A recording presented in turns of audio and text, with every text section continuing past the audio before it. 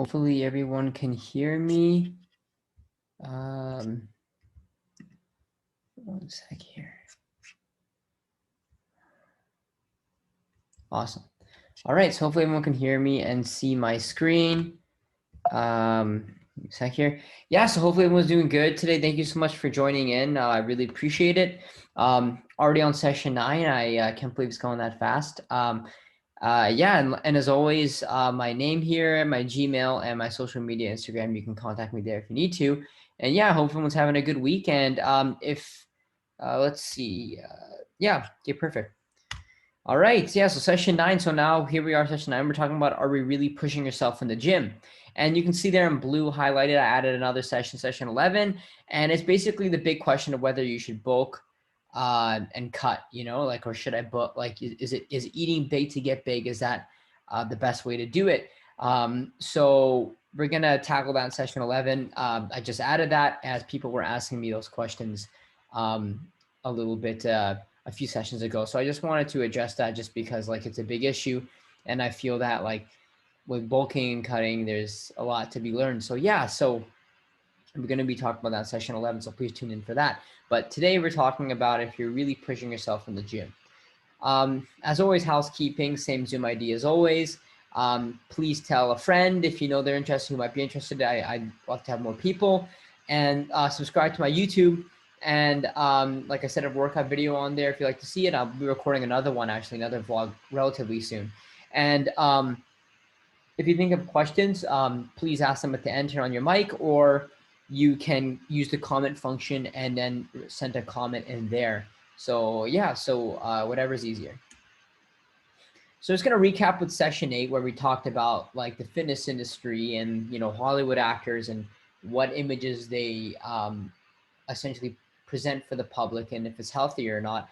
And it's really skewed at the end of the day. And, they say things like, hard work, or I train 6 times a week, or I chicken, broccoli, and rice. I woke up at 5 a.m. for cardio every day. But what they should say, right, is I took performance enhancing drugs along with a great diet and consistent schedule. Because at the end of the day, these aren't still magic pills. You still have to work quite hard to achieve that physique you see all Hollywood actors have. But is it attained naturally in the time period they attain it? Like we talked about Kumail Nanjiani and his 1-year transformation, where he went from looking relatively normal to absolutely shredded and big in 1 year at around his age 40s. And that's obviously can't be done naturally at that age.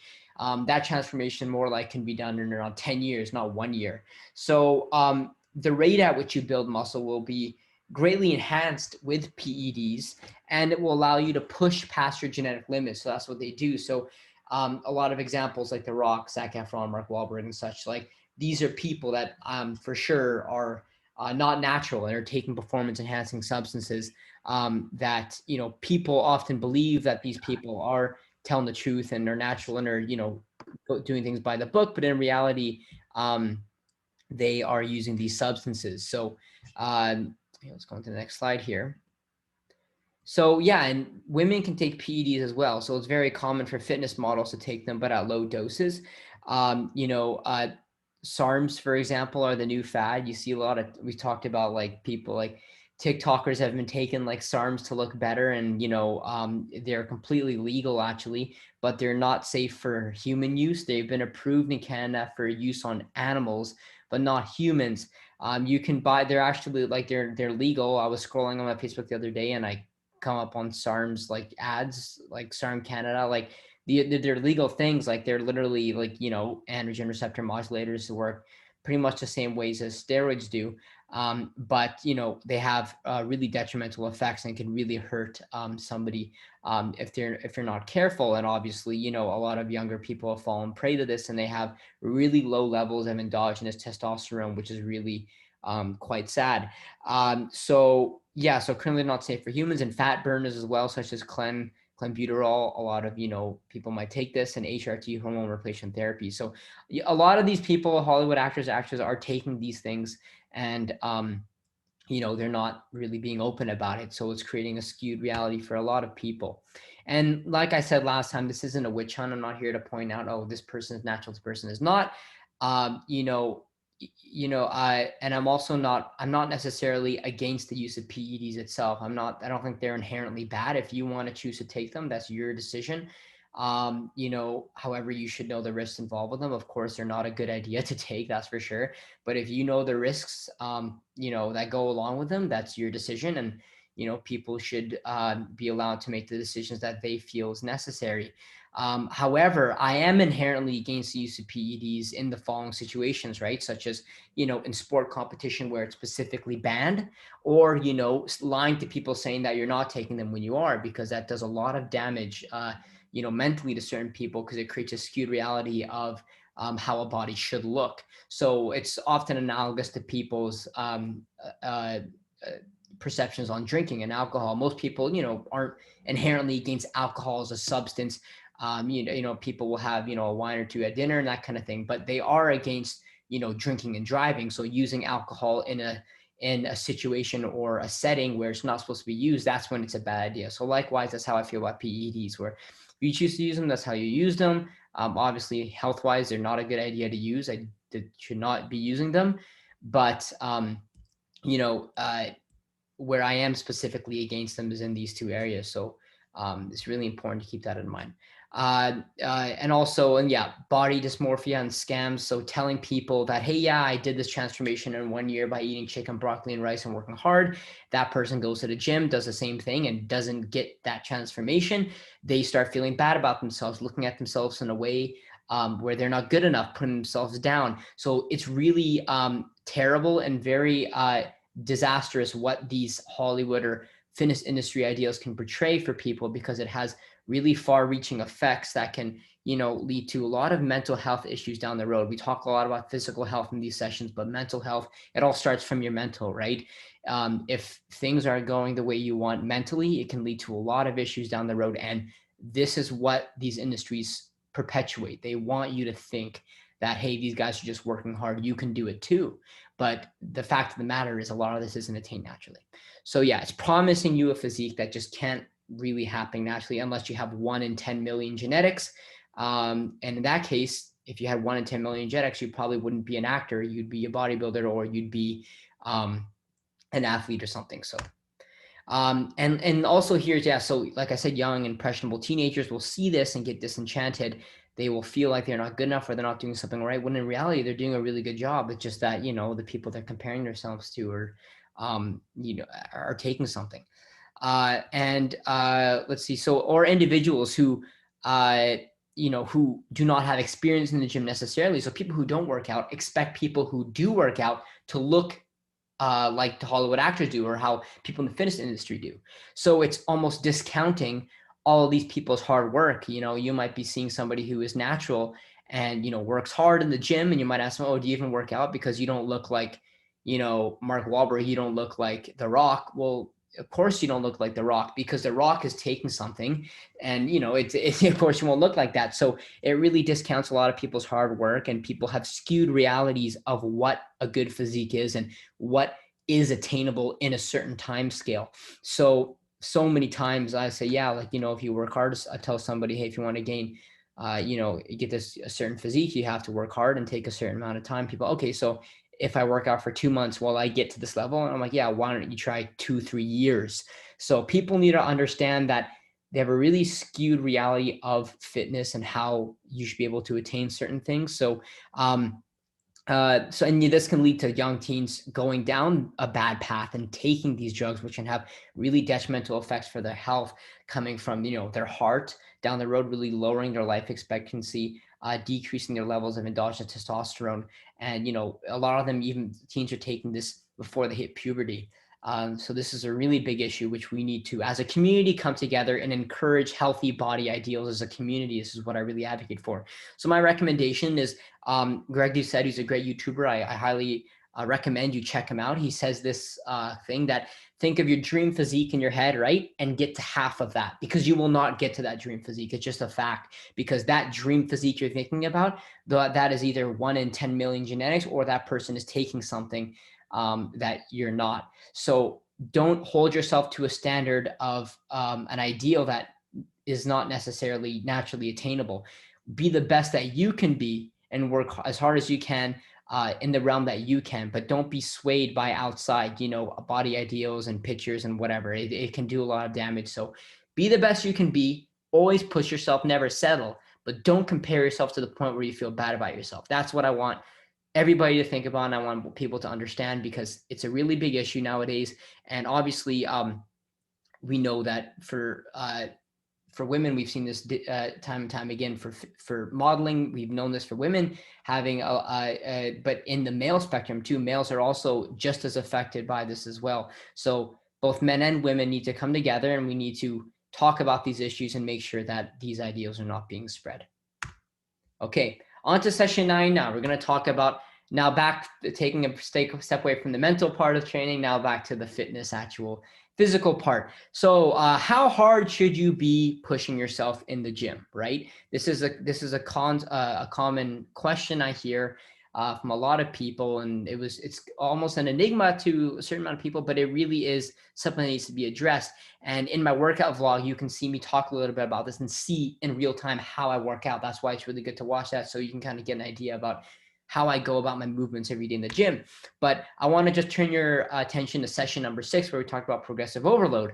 And if you don't quite remember session 6, or if you weren't there for it, or if you haven't seen my recording on YouTube, it's basically the concept of trying to improve every workout, or getting better than your last workout. That's what progressive overload is. And yeah, as Greg Doucette says, it's going harder than you did last time. Very simple, right?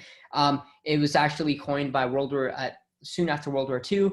A lot of amputees and after World War II would come back, and they would put them through different physiotherapy regimens, and they would find that, you know, or perhaps if they were in the muscle that wasn't used, it would decrease in size. But as they, you know, progressively increase the weight load on that muscle, it would increase over time.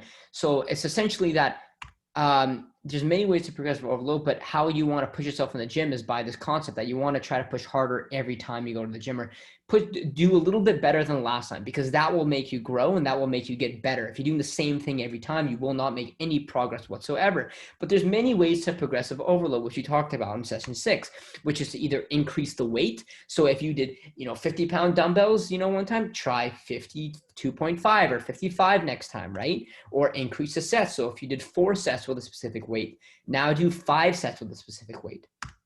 Or increase the reps. If you did 9 reps one time, now you can do 10 reps. I talked about this in my workout vlog, where, you know, last week I track all my workouts. I show you on my phone, and, you know, I did 8 reps for a specific exercise, and then that week I did 9 reps of it, and that means I got better, and that's a win. And the check mark, that's a check mark in the win column, right? That's what you want.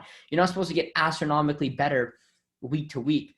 You just have to get a little bit better, 1% every week, and by getting just a little bit better every time, that will allow you to grow, right? You're just constantly pushing a little bit until you get to the level you need to. So I just want to talk about the fact that, you know, our body is pretty smart. It's not just this thing that just does what it wants. No, it knows what it's doing, meaning that our body wants to keep at a level called homeostasis. And it essentially means that our body wants to maintain a balance. Our body doesn't want to go too far in one direction. It doesn't want to go extremes. Our body wants to stay at a certain level where it knows it can operate, and it does not want to be skewed by outside environmental factors. So what our body wants to do is to lessen the blow. Okay, it wants to make changes to our body to lessen the blow from outside strain. So if there is, it wants our body to adapt to what's being presented to it. So this is why muscle is built.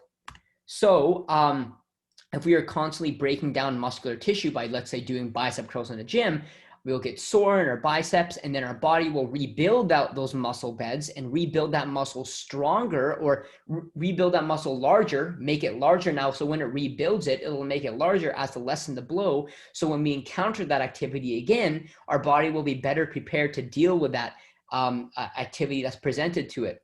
It's almost like if someone were to break through like a wall, you would probably rebuild that wall a little bit taller next time, so people won't be able to get past it, right? So you break down the wall, you build a little bit taller, so people, if somebody hopped over it before, if I build it a little bit taller, you know, probably won't be able to hop over it again. But then that's where progressive overload comes in, right? We got to push a little bit harder as to make sure our body will continually be rebuilding our muscular beds and muscular tissues. So that's the concept of homeostasis, meaning that, our body wants to maintain equal or equilibrium levels, and we doesn't want to go too crazy extremes. Okay, our body wants to adapt to what's being presented to it.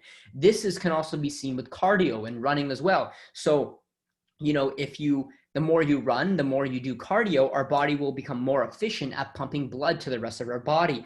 So this can be seen with your heart rate often. So our heart rate is often a indicator of how physically fit or how cardiovascularly fit you are. So the more blood your heart is able to pump out per beat, this means your heart is functioning better. So you'll often see in marathon runners, their heart rate will be very low on the end of 40s to 50s. That means they need less beats to pump out the same amount of blood as someone who is less cardiovascularly fit. So the person who is less cardiovascularly fit might need a heart rate of around 70 to 80 even. So they need more beats. Their heart needs to beat way more in 1 minute to pump out the same amount of blood as somebody who is more cardiovascularly fit, where their heart only needs to pump 40 times to pump out the same amount of volume of blood. So what that means is that our heart also goes through the process of homeostasis, meaning over time, our heart will adapt. And this is why it's important to do cardio, because cardio will literally make your heart stronger, right?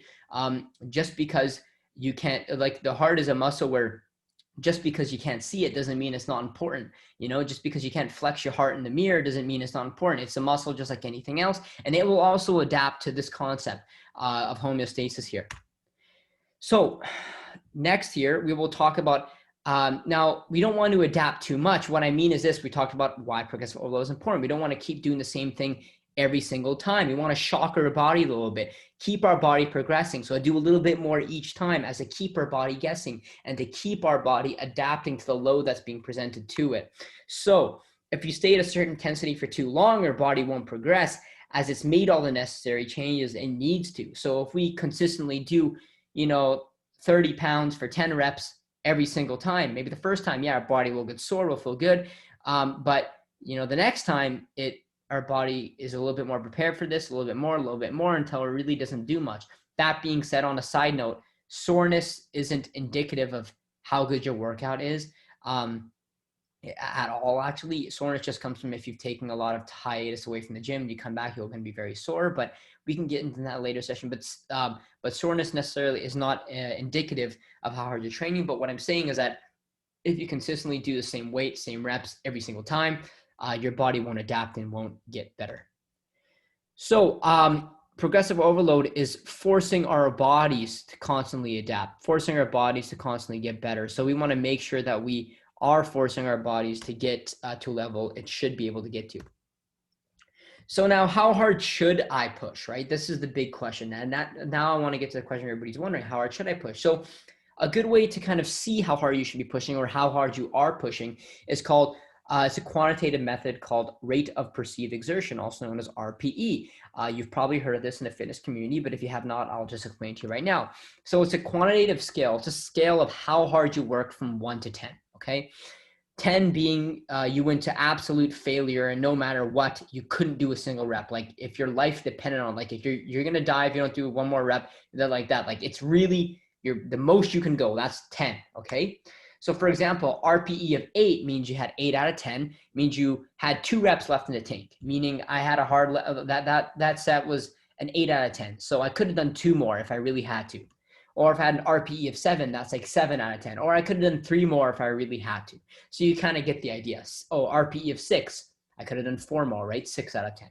So you can kind of see how it's used as a scale. So why I bring this up is because quantitatively, always try to aim for an RPE of 8 to 10, meaning you should always be leaving maximum 2 reps left in the tank, meaning you should be pushing that hard in the gym. So if you're finishing your set and you're like, I had about 3 or 4 more, it's not good enough. Even if, depending on the exercise, I rarely do an RPE of 8. If I'm doing heavy sets of squats, maybe I'll do an RPE of 8, but most of my workouts are completely to failure in what I do. Depending on your physical abilities and age and that kind of thing, there might be certain restrictions, but if you can go to RPE 10, if you can go the hardest you can, you will get the most out of your training if you do that. There's a reason why people do that. Now, if you think you can't do one more, push one more. Just say one more if you can't do one more essentially. Your mind is the biggest factor here, right? So what you want to aim for is you want to aim on that high end of 9 to 10, because if you don't, you're going to be leaving a lot of progress on the table. And if you reflect on your set, if you reflect on it and you say, I could have done 1 or 2 more, if you know, I could have done, you know, yeah, like 2, 3 more, 1 or 2 more, then maybe you aren't getting as much out of it as you could be, right? And the whole point of going to the gym is to make ourselves better. Again, use for cardio as well. If you go for a run, you say, you know, how hard did I push yourself on that run? Could I have gone for an extra 5 minutes? You know, consider it like that. So RPE is a way of quantitatively thinking to yourself, right? And saying, hey, like, how hard did I really push on that? And getting in tune with your body, right? And knowing what that is. A lot of people too often say that the RPE scale is also known for a really poor excuse, meaning that, you know, you just use, oh, I'm going to start at RPE 8 because, you know, it's too hard, but I pushed hard, right? And you're just using it as an excuse to stop early. And I kind of do, and I kind of don't agree with that. For the most part, I think that you should be pushing as hard as you can and as hard as you feel comfortable with, right? Now, only you know how hard that really is. If you're selling yourself short because you don't want it to burn too bad or something like that, then that's kind of on you. But realistically, you should be pushing as hard as you can, because if you can do that, you'll be able to get the most out of your workouts and it'll be the most beneficial for your progress. Now, I want to just talk about this. So if I am describing you, so what I'm talking about is that the majority of the people in the gym just do not work hard, right? It's just a fact. You go around, people are on their phones, you know, doing a set or two, talking for 10 minutes, barely, you know, working up a sweat. And, you know, that they think they do, but they honestly don't. And they think that they're showing up, going through the motions, just, you know, curling, you know, doing your thing. Oh, I'm going to do this bench press. I guess, hey, I checked mark and went to the gym. Good stuff. I did it. You know, that's good enough. And that is good enough if you want to make zero progress. What I mean is that very rarely in life are things achieved based on just going through the motions. You need to perceive, you need to have an effort to do those things. You need to do, not only do you need to be there, but you need to put in the effort while you're there. And that's where the magic happens, right? You want to be able to make sure that just because you did your workout for the day doesn't mean you actually worked out necessarily. If you went and did your workout, but you just kind of give it like you barely push yourself and gave it RPE 5 out of 10, then you really didn't push yourself as much as you could. Yes, it's better than nothing, but at the same time, are you really striving for better than nothing? I'm pretty sure you aren't, right? Now, it might be hard at first, but over time, do it a little bit, and you'll see that it's actually really, really helpful to you as a person. It will allow you to get much more progress much faster than you would have if you went, worked less hard. So it really has a lot of beneficial ideas to come with that. So the reason why everyone goes to the gym in general is to become the best versions of yourself, right? And if you are to do this, if you are to become the best version of yourself, pushing beyond your comfort zone will allow you to do this, right? So pushing beyond your comfort zone will allow you to become the best person you can be. It's quite simple. So don't just go. So if you, and it's not a big deal, if you find yourself that you are this kind of person going to the gym, going through the motions, I'm not here calling you out. I'm just saying that be aware of it and know that, hey, you're leaving stuff on the table is what I'm saying. You're leaving some change at the table. Put that back in your wallet. Get the most out of it that you can, because what I want for you and what you probably want for yourself is to get the most out of the workouts as you can. And if I'm describing you, make a change. You don't have to go 0 to 100. You don't have to go hard every single set now when you didn't. Maybe, on a few sets, go a little bit harder than you used to. On the next one, go harder than that the next time, until you work up to a level where you can push yourself sufficiently on every set. So hopefully I make sense there. On a side note, please do not ego lift. You know what I'm talking about, right? My idea is lifting the heaviest weight you can, but with good form. That's a heck of a lot different than lifting the heaviest weight you can. Lifting the heaviest weight you can is really, really, really different than lifting the heaviest weight you can with good form, okay? That weight might be drastically different, because if your goal is to make the muscle to grow, just picking up heavy weight and doing it with terrible form isn't going to help you at all. You need to establish a mind-muscle connection and understand why you're doing the workouts and really focus on the motions, less so about the numbers. Your muscles don't know numbers. They don't see a dumbbell number and say, all right, I'm going to build muscle now that I know it's above 50. No, it doesn't do that, right? It just knows tension and it knows how hard you push. So have good form and focus on the muscle at hand. You shouldn't just think that, oh, if I increase the weight, I will become stronger. That's not how it works at all. Never sacrifice form for weight. That's a really important idea too. And like I said, no one cares about how much you lift. Don't be looking around thinking, oh, like people are going to judge me if I lift this. No, no one really cares, man. You're the only one that really cares if you're thinking that. Don't feel self-conscious, because being self-conscious and thinking that, oh, I got to lift this heavy weight because my friend's doing it, that's going to lead to injuries, okay? And then you're not going to be in the gym at all. I often seen you guys go to Western. I go to Western, University of Western Ontario. And if you guys know, there's a gym there at Western. There's a couple people who always show up. An older fellow who likes to load on copious amounts of weights, large amounts of weights than he can handle, such that I've like 5-6 plates on either side, but then he goes for the squat and he barely goes an inch down and racks it and then takes a 10-minute break. Do not do that. That's not helping anybody. It's wasting your time. Don't do it. I've seen when I started the gym back in like grade 11, or I mean, years and years ago, when I first started lifting, some guy came up to me and I was doing, a lower weight, something I felt comfortable with. And he said, oh yeah, like increase the weight. And I was like, well, no, I want to kind of push myself at a weight I feel comfortable with good form. He's like, yeah, but like, that's not going to make the muscle grow. You got to do heavy weight to make the muscle grow. And I saw him do the form and it was absolutely atrocious. Looking back on it, that was the worst advice you could ever give. I don't see that guy at the gym anymore. He probably got injured because he lifted so horribly. But what I mean is that don't listen to people who say this. Don't listen if you're going to the gym with people and they're just lifting weights with horrible form because they want to just slap on as many plates as they can for it to look good. They're not good people to lift with. Go lift for yourself or go lift with somebody else.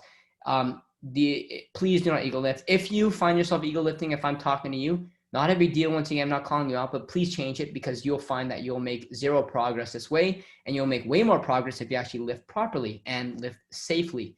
Please don't get injured. That's the number one thing here. Recipe of the week. So I like these. So breakfast sandwiches. Often you go to McDonald's and you get a breakfast sandwich at Tim Hortons, and it's like almost like 400 or 500 calories for one, right? This is 600 calories for two, and maybe like 70, 80 grams of protein, almost for both these sandwiches. Like, so large amounts of protein, really good for your workouts, like really, really high in protein, really thick. They're like, this thick. They're really good, really filling, low calorically dense.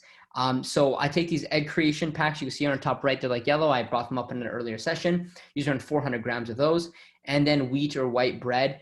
I don't really care what it is. Just make sure it's 90 to 100 calories per 2 slices. White bread is not bad. I cannot stress that enough. It's not bad. It's not unhealthy. What makes something unhealthy is if you're in a caloric surplus and you're gaining body fat. That's what it's calories in, calories out. So many times people say, oh, you're eating bread, but bread's unhealthy. Nothing is inherently healthy or unhealthy. Remember in session 1, what makes something unhealthy is the amount of it you eat, right? So nothing is inherently healthy or unhealthy, such that there are foods that are lower calorically dense than others, right? And bread isn't even that bad as compared to other ones, right? Healthy foods that people talk about, like peanut butter, olive oil, rice, these are unhealthy, straight up. People think they're healthy, but they're not, because they're so high in calories. So bread is not bad. Have lots of bread, have your bread, love your bread. It's not bad, but just make sure the bread you're eating is not too high calories. So for around 2 slices, it should be around 90 to 100 calories. I get my bread at Save On Foods here in BC. They have a great selection of low calorie breads there, and they just bake it in house, and they have the caloric information on there. Often people say, oh, I don't want to do white bread because it's unhealthy. And they go for these seeded breads that are like, 200 calories per 2 slices, and they think they're being healthy when they're not, and they wonder why they're not losing weight, because they're eating high calorie bread. White bread is not really inherently unhealthy. It just isn't. I don't know. It just has gotten a bad rap for some reason, and it's not. It's actually pretty low in calorie. The second lowest, if not the lowest calories, tied with wheat bread. So wheat or white, either one of those, go for it. Then I use Natural Select's chicken lunch meat. Just lunch meat, they're like 70 calories, like 70 grams, and it's like 15, 16 grams of protein. So really low calorically dense. Awesome if you want to get your protein in. Really simple. Slap it on a sandwich. They're really simple to do. And then 0 calorie ketchup. I use this Mrs. Taste ketchup here. I got it at Popeyes. You can get them at Popeyes, or you can go to Whole Foods. And they have a lot of good selection of 0-calorie ketchups there, which I personally like ketchup. If you don't like ketchup, you can use sriracha. So I often use if you like spiciness, but yeah, you can get lots of 0-calorie ketchups in a lot of places. So because I personally like ketchup, tastes the same as regular ketchup, but it's 0 calories. Like I said, sauces can add a lot of extra calories, which can make you gain weight. And oh yes, and I usually around 120 grams of these chicken lunch meat. And then I use around 2 slices of the low-fat cheddar cheese slices Cracker Barrel. It's 60 calories per slice. And yeah, so use around 120 grams of the natural select chicken meat and then 2 slices of the cheese there. And then the rest of the up there. So 4 slices of that, 400 grams. So yeah, so that's just a general breakdown of, and you've seen it top bottom right there, how it looks. Yeah, I love these things. They're really good, really filling, high in protein, and yeah, low calorically dense. So will help you hit your goals. On a side note, if you want to, because remember I said that, olive oil is, don't use olive oil. It's hundreds of calories, will make you gain weight, and it just do not use it for your food.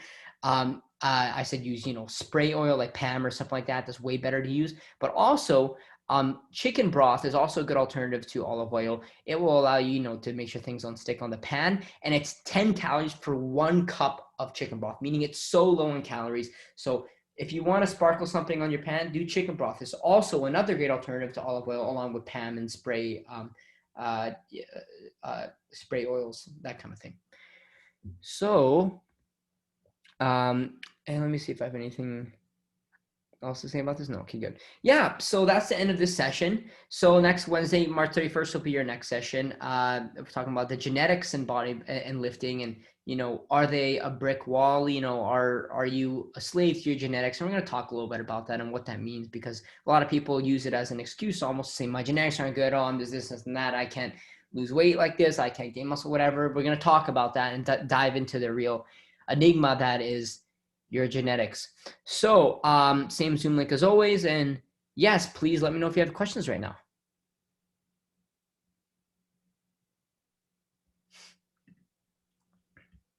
Any questions? If you have, you can also type in the chat, please. Any questions would really help, just because I know a lot of people might have the same question.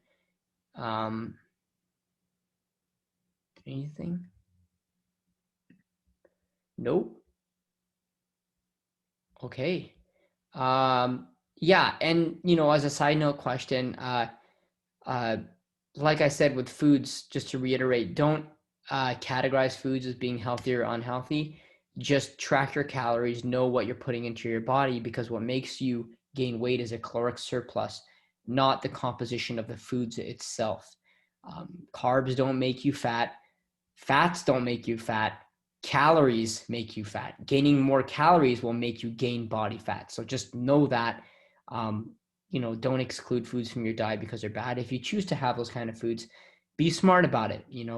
Understand, read those labels, know how much of it you're eating, and then go from there. So anything, guys, 1 or 2 questions, anything like that? No? Oh, we got something here.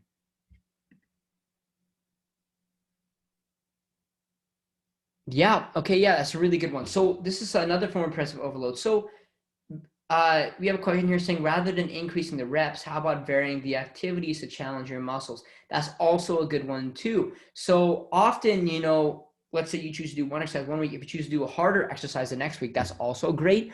But one, good, idea for keeping the same exercise, let's say time and time again, is that you can track how you did last time. So if I did 8 reps for a specific exercise, then next week, if I do 9 or 10 reps, then I know I got better, right?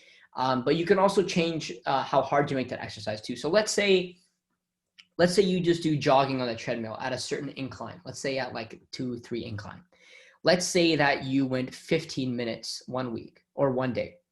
And then the next day you went 17 minutes, okay? And the next day you went 19 minutes. By doing the same incline and keeping the same variables each session, you're better able to track your progression. But also another way of, working harder is increasing the incline, right? Making it easier. So at 4%, 5% grade, 6% grade, or even making it harder. I'm going to now change my whole exercise and jog on a track. you know, or, you know, do something else. So that's also a way to progressive overload. Basically, if it's harder than last time, you're doing a good job. Don't overcomplicate it. If you want to keep the same exercise and, you know, keep track of how well you're doing, then do that. Or if you want to change up the exercise and make it harder, do that as well. So that's one way you can do it. And how can us women tone without bulking up? So I spoke about this in the last two sessions. So in session 8 and 7. So definitely session 8 and 7. So yeah, please check out those recordings. They're really good. I talk about the specific issue, but I'll address it again. So how can women tone without bulking up? I challenge you to bulk up, meaning that it's very hard to gain muscle, meaning that it's around 10 to 20 times harder to gain muscle than it is to lose fat. So you will not bulk up. Even if you lift weights every single day, no matter what, you will not bulk up, okay? It will make you look better. It will actually make you look more toned. The more weight you look won't make you grow bigger. It just won't. Like, you just won't, you know, it won't make you like insanely big. It's very hard to bulk up with muscle. It takes years and years of hard training to look like that. So my recommendation is lift weights till the cows come home. In fact, the more weights you lift and the more muscle you gain, you'll be able to burn fat more. You'll be able to increase your basal metabolic rate, and you'll be able to burn fat faster, be leaner, and be more healthier because you have a higher basal metabolic rate. So lift weights till the cows come home. You will not get bulky. I guarantee you 150%, you will not get bulky. Do not be scared of weights. In fact, incorporate them a lot into your workout regimen because they will allow you to burn fat better. And it will, for women, it will decrease your risk of osteoporosis because after menopause, your estrogen levels decrease, and estrogen serves as a protective factor for your bone health. And as your estrogen levels decrease as you get older, you are susceptible to osteoporosis. So by lifting weights, this can allow your bone health to increase and decrease your susceptibility to osteoporosis and even arthritis. So lift weights till the cows come home and you will not get bulky. I guarantee you, you have everything to gain from lifting weights and nothing to lose. Perfect. Is there an optimum time to wait after workouts before you have a next meal? Okay, yeah, this is a really good, really good question. So often there is an idea about the anabolic window, meaning that people will rush home after the workout and speed home like a rush hour, you know, and like, you know, and say, oh, I can't miss my window. I need to eat protein within 30 minutes after workout or I'll lose all my muscle. And it's really not like that. It's a myth. Realistically, you should eat relatively soon after your workout, right? You should be consuming protein around 3 to 4 times a day. Having protein soon after your meal, let's say within an hour or two or so within your meal is great. Upwards of, 6 hours, they say that after you lift or after you work out, you have a window where your body is primed to use protein to build muscle. And that usually, it varies. It's usually a few hours after your workout, but my general recommendation is this. Don't be stressed about it. Do have a meal after your workout relatively soon. If you're not hungry, that means your body probably already has the sufficient nutrients it needs to keep it going. Don't force feed yourself. But after a workout, within an hour or two after working out, have a relatively high protein meal to fuel your muscles, but don't stress out about it. Don't feel like there's a specific number where if I don't eat after an hour working out, it's over. I won't be able to gain muscle. Or if I eat before, it's bad. Just don't overcomplicate it. If you're hungry, eat after your workout. Eating after your workout is very important to fuel your muscles with protein, but don't feel like there's a time limit or a cutoff with it, because for a while in the fitness industry, there's been some bro science around that. If you don't know what bro science means that it's just science that's not founded by real science. It's just one guy saying to another guy, hey man, you should do this, but it's just not true. So at the end of the day, have a post-workout meal, make sure it's high in protein, and don't worry about too much about the timing, but make sure it's relatively soon after your workout, within a few hours or two, but nothing crazy.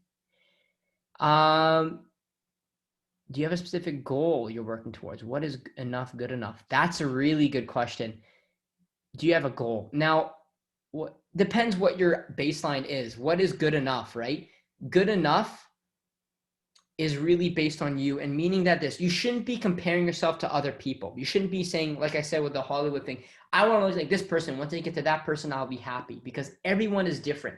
Okay. Every single person is different. What you should aim to is by getting better than yourself. Okay. Always your baseline should be yourself, not anyone else. Okay. Because everyone has different genetics, different capabilities, different strengths, whatever. You should only be comparing yourself to yourself, such that if I got better than I was last month, I am happy. I'm to the moon. Okay. I don't really care about how other people are or how they look. I want to create the physique that is essentially that I want to create that pertains to me, meaning that I'm not influenced by how other people look, meaning that I want to constantly get better for myself. So if you want to, that question about if you have a goal that you want to work towards, that's up to you. If there's a certain goal or a certain number you want to hit, work towards that goal. Try to get there. But if you're feeling like you're, inadequate, such that I need to constantly get better, take a step back and look at the progress you have made, right? Look at what you have done and say, I've done this, and that. I'm doing amazing. So that question, when is enough good enough? It's very philosophical in the sense that that's up to you. It depends. Is good enough when it depends? Are you comparing yourself to someone else? Then that's probably not healthy. But if you want to get to a certain goal because you feel like you want to do it for yourself and you want to make yourself healthier, then go for it, right? But don't hold yourself to a standard where if you get this, then I'll feel great. If I don't, then I'll feel horrible. No, push yourself every time you can, but don't feel bad if you don't look like this someone or that someone, because different genetics, different tools in the back, you cannot compare. Compare yourself to yourself. That's the best baseline. If you're getting better than yourself, that's all that matters. Nothing else matters, right? So that's when you can't control what other people do and don't do. You can only control what you do. So perfect. Yeah, those are like some great questions. If you have any other questions, guys, let me know now, or, email me or ask me them next session. So thank you so much for coming out again today, guys.